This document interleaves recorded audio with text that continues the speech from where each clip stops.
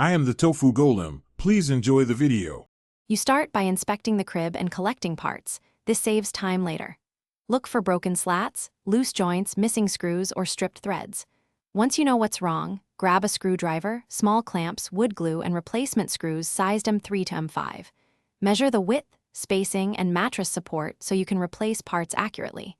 Make sure surfaces are clean and dry before repair. This improves glue adherence and prevents future loosening. You now focus on structural repairs where most strength is needed. Remove the damaged slat or back out loose screws, keeping parts labeled so reassembly is straightforward. Apply wood glue to cracks, fit parts flush, and clamp for 30 to 60 minutes. Once set, add a new screw into a pre-drilled pilot hole to reinforce the joint.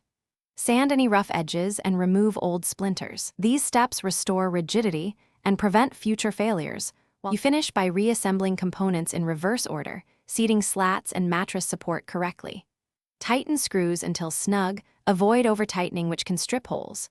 Once assembled, perform a pressure test. Press each corner, rock the crib gently, and listen for creaks or C-gaps forming. If you find a persistent wobble, install small corner braces or replace weak anchor points with larger dowels or metal brackets. If glue joints separate, remove, reglue, and clamp longer. That usually resolves